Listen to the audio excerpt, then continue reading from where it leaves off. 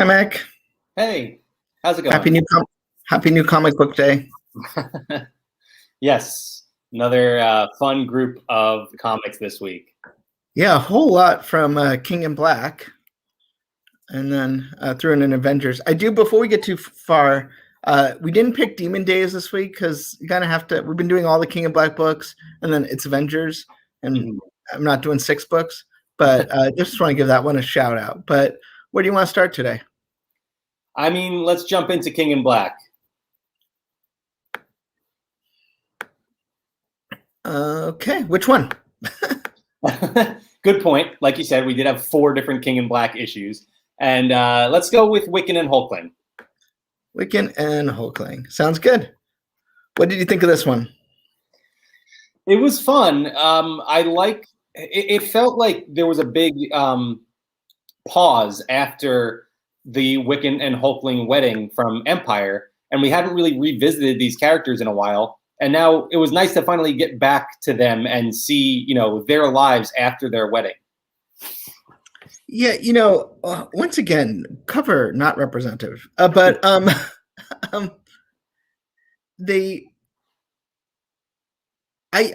fell in love with these characters in Young Avengers, and then when that title wrapped, they kind of came up, and they played a big role in Empire, and Empire just put them through the ringer.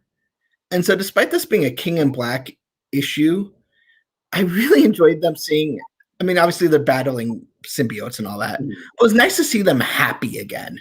Like, because remember, for so much of Empire, we just presumed like they broke up or whatever.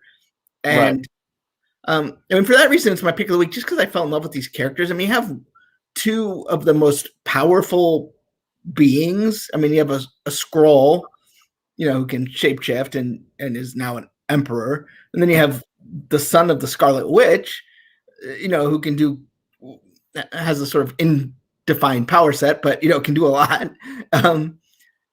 Yet they just become such like teenagers. I mean, they're married now. I mean, they're on their honeymoon. They're not teenagers, but this kind of does harken back to like, just sort of the cuteness of their relationship, and just so much different than what you see normally in comic books. I would say it's like, it gives you what you want. It's kind of, I don't want to say lazy, but it's not like, this is definitely a pandering comic, but I'm okay with that. It's kind of like that scene, like when you see Endgame and Captain America said, goes Avengers and then Assemble. They're pandering to you, but you enjoy it. and that's the way I felt about this book. So this is my pick of the week. There was a couple close ones, but I went with this one. Yeah, and I think everything you said I 100% agree with, but I think it also balances it well. It is sort of that hi. Hi, Ayla. It is that like sort of cutesy book. Like it lets them be happy, and it's just like you said, pandering to the fans of these characters. But yet it balances it out well with sort of the space politics that Hulkling now has to deal with as the emperor of the Kree-Skrull alliance, without diving too deep into it and bogging the whole story down with it. So I like that it has that balance. And then, of course, like you said, they are fighting symbiotes, so there is that dark element to it as well. I do think Wiccan probably could do more. Like you said, he's the son of the Scarlet Witch, has this incredible power. I just recently reread the Children's Crusade, where he is, looked at as basically a human atomic bomb, and feels like he should be more important in a big story like this. So I'm hoping they're working that way. I guess we'll have to wait and see. But I did really enjoy this book, and I'm excited to see where it's going, because it does seem like it's playing into the bigger King in Black story in the future. Keeping the King in Black train going, we got Thunderbolts, which any comic book that references Weekend at Bernie's and Weekend at Bernie's 2 is okay in my book. I really liked it. I thought this was going to be my pick of the week until the last minute. Yeah, this was my pick of the week. I've really, really enjoyed this series. I think all 3 of them so far have been my pick of the week. It's been so fun. It's so ridiculous. I said from the beginning that it is basically poking fun at the concept of the Suicide Squad from DC Comics. and they go as far as to call themselves a suicide team in this issue, which I thought was really funny. It's been so incredibly fun. I really like this issue. Yeah, and some good Kingpin stuff in here too, which is kind of fun. Absolutely. Also, I never really trusted Taskmaster, as you never really should. But you'll have to see what happens with him in this issue. Yeah, I don't even know if I really get what happened. Like, right. I have so many questions, but in any case, Gwenom versus Carnage. Yeah, this series has been, and this is again all of the tie-in. There's been so many tie-in issues to King in Black, and most of them have been really good. This has been one of the weaker ones to this point. I think it's too small picture. Like every other one feels like it has a potential huge impact on the overall story, whereas this one is much more personal, and that's fine if you are a big Gwen Stacy fan. But I don't know, this story just doesn't feel as big and important as some of the other ones. Do you agree with me on that one? Yeah, I do. It's almost like, this is all about their baggage, and it can be a little confusing because this isn't the Gwen Stacy that got, Green Goblin. So, I liked it. I probably liked it more than you did, but I just felt it was a lot of like, what's the word I'm looking for? Just a lot of angst. It was like if the CW did it. That's a very good way to put it. I 100% could see that. Hey, Ayla, we see you. Hope you're doing well. I will say this was my favorite art of any of the issues this week. I love the art of this series. Anytime you can like really get into symbiotes, it makes for some really awesome imagery, and there are some really cool panels in this issue. Now to Cap, which, by the way, I think this is a terrible cover. Not like art-wise, but this is really about Cap, Bucky, and Falcon. Mm-hmm. The sort of triumvirate of Captain Americas over time that, are good guys. And I feel like it's doing a little bit of disservice about not including all three of them, because that's what the story is about, right? It's the two folks going, like, really getting what Captain America is about, while not downplaying the role Noel can have on even of strength like Captain America. Yeah, I would think you could even go in a different direction and still have this cover just be Cap, but include Null in it as well, because what I really found this story to be very similar to last week, the Amazing Spider-Man issue we read, because this was really all about the psychology of a superhero. And, Cap was just freed from Null's control in the overall King in Black story. And, those sort of things happen in comic books all the time, but without ever looking back at like, well, how did this impact that character psychologically afterwards? Having, this symbiote god play with your mind is going to have some repercussions going forward. And I love that this issue really, showed us that and dove into it. And this was very, very close to being my pick of the week. If it had come out any other week when we didn't have a Thunderbolts issue, it probably would have been. I really, really liked it. And the fact that it is Bucky and Sam that are, picking Steve up and constantly pushing him in the right direction and pushing him to overcome this psychological trauma that he's gone through, just makes it that much better. I love that it was the three Captain Americas. It's such a good issue. Yeah, I mean, this was definitely in running. I can't remember what order I had, but it was definitely it was this, I think. Then I was like, no wait, Thunderbolts.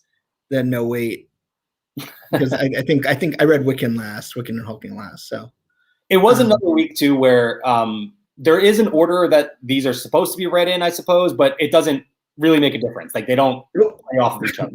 I have no idea. I tried. I read it in order, and I was like, oh. Yeah. Next, we got our one non-King of Black title, Avengers. They're still fighting the Phoenix Force here. Last week, we got the revelation, or supposed revelation, who never knows, with the Phoenix Force, that the Phoenix is actually Thor's mommy. Yeah, that he's was actually the god of fire and thunder. Yeah, that's sort of the big bombshell that they dropped on us. I guess about a month ago.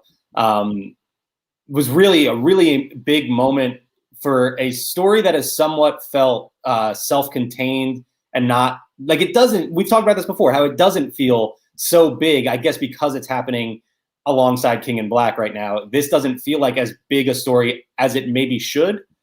And I've talked in previous weeks how I feel like the story shouldn't be done like this. It should be done as a bigger event. Not necessarily that, but like not at the same time as King in Black, because you can't have two epic stories that are going to have lasting changes of continuity twice. I mean, I guess you could, but it just gets a little confusing because meanwhile these guys are also supposed to be better than Null. And you have that problem with Avengers throughout comic history, but it just feels like this battle, this sort of like Ten of Swords battle that we thought we were going to get, just seems like it deserves more time. And like each one of those battles that are in this issue could have been a one shot, Yeah, absolutely. And so now you just sort of feel like you're coursing through it almost like it's trading cards, like you're comparing the power rankings of these guys. And I don't know what this is going to do with Heroes Reborn. I don't know if this plays a role or what, but it just seems like such an a big story that just got lost in the shuffle. Yeah, I totally agree. I made the joke earlier when we were talking about a previous issue in this story that if you told me this story was being written just to create a video game, I would 100% believe you. And now I'm actually at the point where I really, really want this to be a video game. Seeing some of these fights with these Phoenix-powered characters in these different locations, like we saw them fighting in Chernobyl, at Stonehenge and Easter Island, some like really cool places. And you have, Phoenixed up Black Panther fighting Phoenixed up Wolverine. And that's just such an awesome concept. I hope they can take advantage of this in a bigger way in the future. I didn't realize I wanted an adamantium versus vibranium battle, but I've always wanted it. I just never knew I did. Yeah, and that fight was fantastic. Very entertaining for ways that I didn't think it would be very entertaining. So now it's time of that program. We're going to talk WandaVision. I want to know your thoughts on this past episode. I have lots. I enjoyed it. I would have enjoyed it more if I didn't know it was the penultimate episode of the season or series, because I feel like now I'm nervous that I'm not going to see all the resolution I want. Maybe I shouldn't, because maybe that's going to lead into 1,800 other things that I want to see.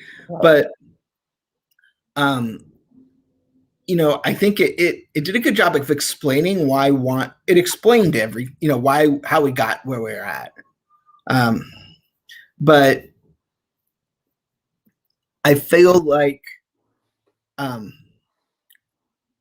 there's just so much more to know about Agatha, about Vision, about Sword, about Quicksilver, or Pietro, however you want to call him.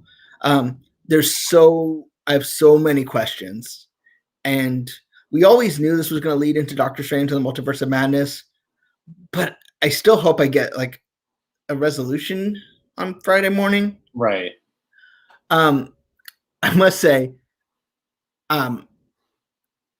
there may be no more episode of classic television back in my Nick at Night days that has impacted my life more than the Walnut episode of Dick Van Dyke Show. Wow. Because, I love the Dick Van Dyke Show, but it never got weird, right? Like it was always just a family sitcom where he would work at a comedy show, right? There was nothing ever this surreal. And when you're watching it, you're like, they've never, like, I'm worried about Rob Petrie. I mean, I was 7, but I was worried.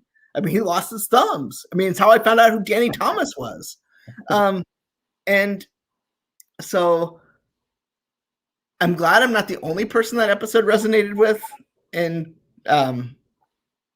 as time went on, like a lot of people talk about that episode. It's just like a big deal. I mean, but I thought it was cool to see the DVDs, which made me feel old, but the DVDs, that kind of made it make sense why they picked the shows they did. Instead of being evocative of an era, it was actually tied to the show, which was pretty cool. And they didn't feel any sort of brand loyalty to only pick ABC shows or whatever. So you've got, I thought it all kind of made it make perfect sense. But now, I just really want to know Agatha in the comics is not bad per se. Right. I mean, maybe she just, so you still want to wonder, like, is there more? Is there more to this? What's going on? What is the Scarlet Witch? I have so many questions. I must say, I'm a little, after coming down from Agatha all along as wrapping up an episode, you do feel a little bit like I missed that hook at the end. I mean, I don't know, calling her Scarlet Witch, I don't know if that's all that surprising or exciting, but it's like the Baby Yoda reveal, right? Like you're coming down. There's no way to top it, so don't try. But it was always going to be the episode after that, and then so I can't wait for Friday. Yeah, I totally agree with everything you said. I loved this episode. It was very well done, but left a lot up in the air for just one episode left. If you could give me a 3-hour finale, I'd be all for it. Right. That's not what we're going to get, but it feels like there is enough left up in the air to fill that sort of time frame.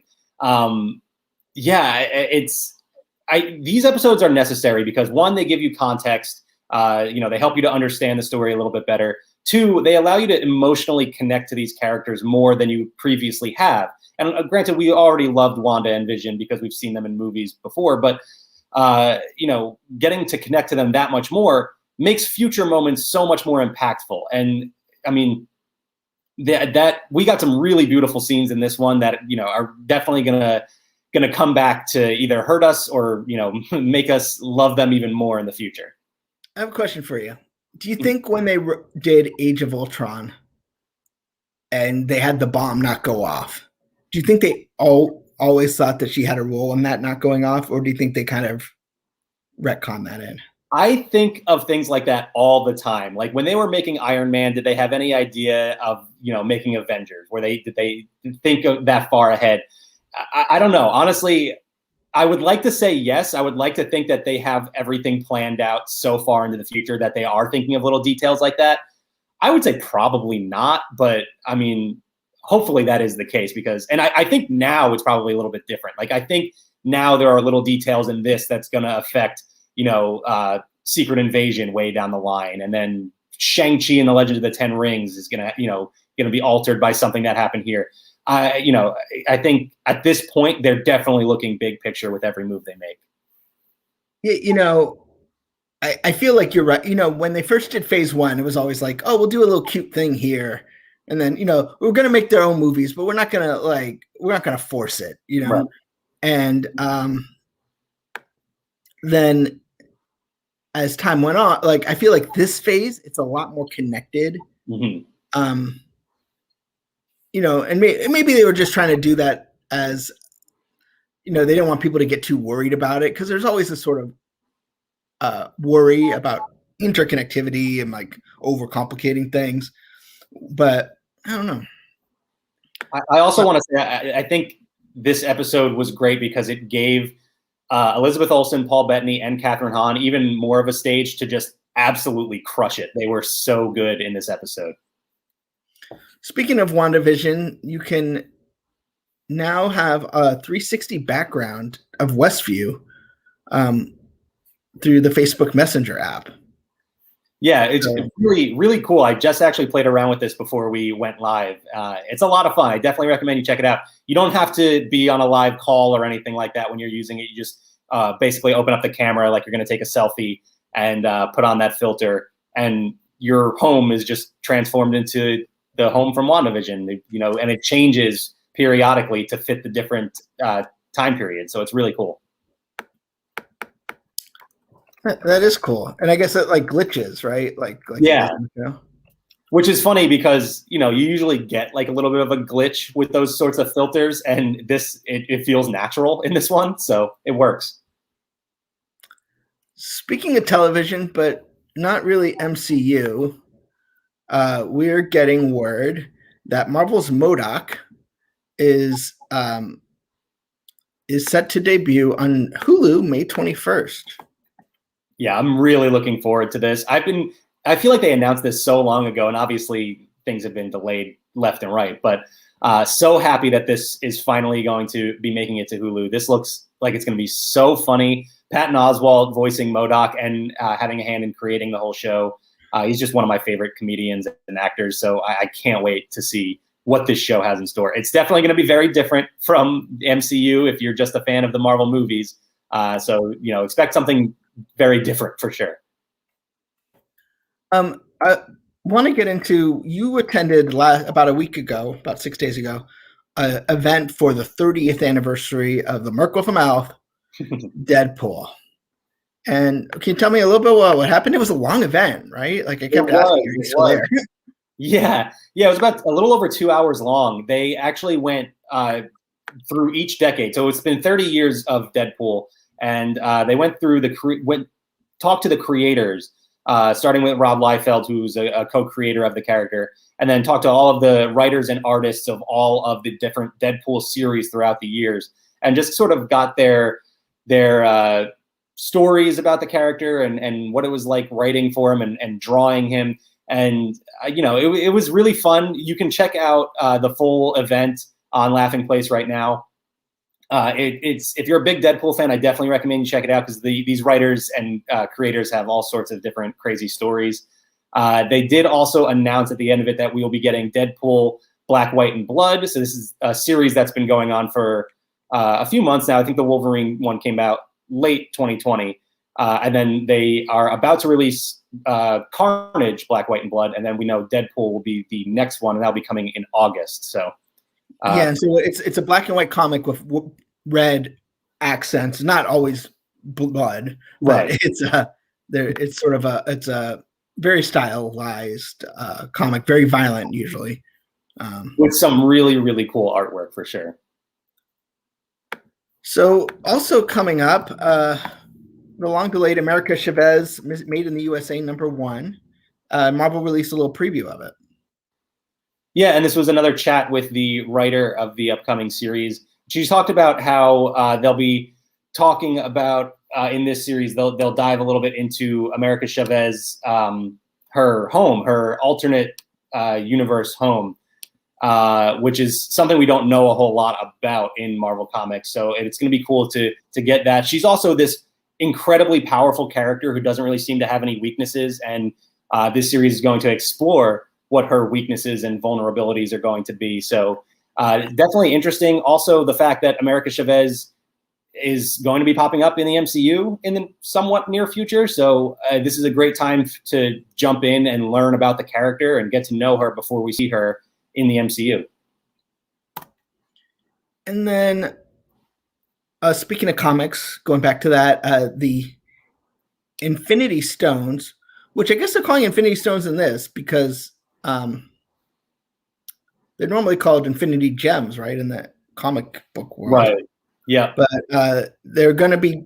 It's kind of we heard rumor or heard that Black Cat was going to start this whole story, but now it's spinning into a bunch of different annuals, including Iron Man annual, Captain America annual, the aforementioned Black Cat, also Spider-Man, Thor, Miles Morales, Spider-Man, Guardians of the Galaxy, and Avengers.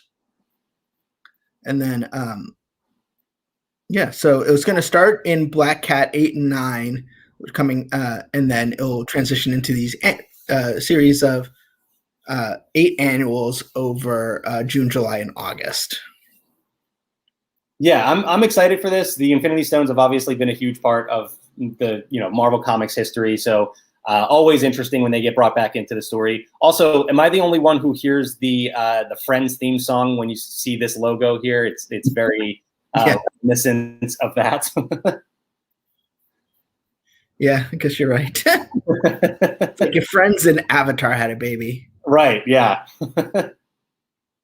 But yeah, I'm excited for it. I like all the characters. I like that Black Cat is playing a big role in this. So yeah, I really liked her series, like King in Black. Mm-hmm. So it's nice to see that she's still going to get. That's easily one of those kind of series where like King in Black's happening, and then it kind of goes away, and no one reads the book anymore. So I'm glad she's still getting some attention. Pretty Girl Honey Bun Brady asks, "Who's your favorite hero?" You wanna jump on that one first? Cap America. I mean, that's easy enough. I would say Venom is my favorite hero. For a long time, I wouldn't have just outright said that, but right now, wow. I think there's no arguing anymore that he is definitely a hero in the Marvel Universe. Okay, so MODOK was the big TV news this week. Yes. Just to set the table, we've got one more episode of WandaVision. Then we're going to be going into, we have a week where we're going to have the Avengers assembled, the making of WandaVision, basically the Disney Gallery WandaVision. And then that will transition straight into the Falcon and the Winter Soldier for 6 weeks. Then we get a little bit of a break, and theoretically Black Widow will be released somehow.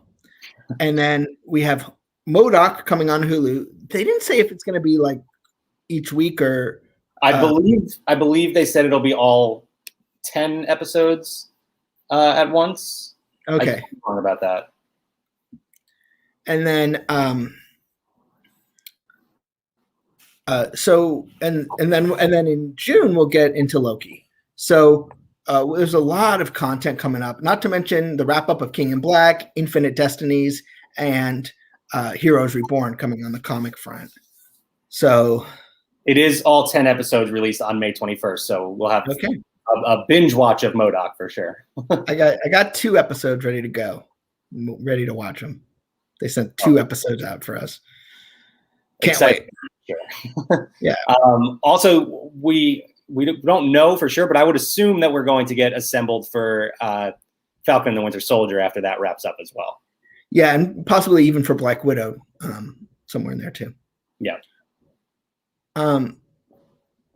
Before we wrap up, Kidder just wanted to share that the Disney News Update will be up at 7:30 p.m. Pacific time. Also, we got the LP TV Club, where we're going to talk about 6 episodes of Disney television. And this week we've got Grownish, WandaVision, Simpsons, American Housewife, and so much more. So we will be talking about that at 4:00 tomorrow. And then also you've got a new episode of the Zacks of Life. What's going on this week? Yeah, I mean, we recapped this most recent episode of WandaVision. Kyle and I both had some thoughts. You echoed my thoughts a lot today. Like I said, we pretty much completely agreed on that. But we also had a very fun draft where Doobie joined us, and we drafted the best green Marvel characters. Okay, so can I pick the best green, like my favorite or the best? So it's the best. That's open to interpretation. Also, it's not just, the character themselves doesn't have to be green. It could be like their normal look, so their clothing as well.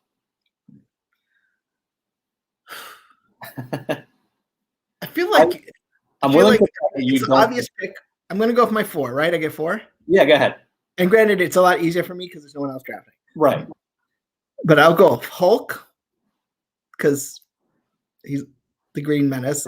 That's the clear first pick. Yeah. For sure. I'd probably go Hulkling because he's a Skrull, but not an evil one.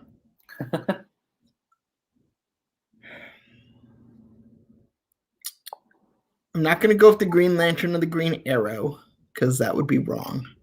They were mentioned. Again, Doobie was our guest. Oh, yeah. Good point. And hero, not villain, right? Hero. Oh no, it's characters. It could be character. Yeah. The leader. Oh, I like it. He was on my list. And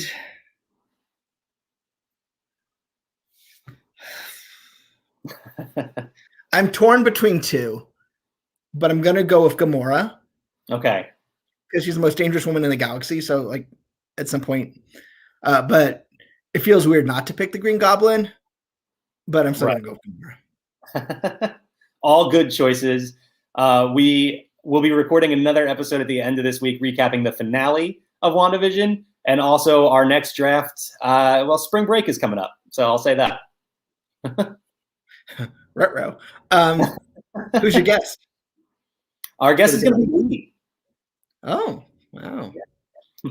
That should be fun. Yeah, definitely. I'm looking forward to it. Okay, so before we go, we do need to share a little important public safety reminder. Spoilers hurt everyone.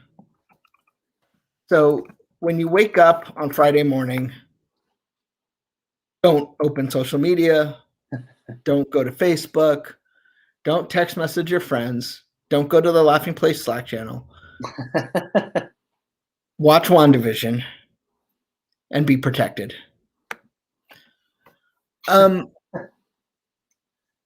So we're gonna go all out, right? On Friday, like, you're gonna have your recap. We'll probably try and figure out what the recap, do a whole thing about what the episode means. Then Marvel Monday, on Monday, we'll be back on Wednesday. So yeah, there's definitely going to be a lot of talk of WandaVision, right off the bat. So like Benji said, the first thing you do in the morning, if you have to go to work early in the morning, wake up a little bit earlier and watch WandaVision before you go. Just start your day off with it. Anyway, thanks so much, Mac. Anything to share before we go? One other comic coming up very soon is the new Marvel Alien comic that I'm really excited for. That's coming March 24th. So I'm excited to check that one out. This is Alien. Yeah, so check that out. We will be back next Wednesday with issue number 38. Coming up on a big anniversary in just a few months.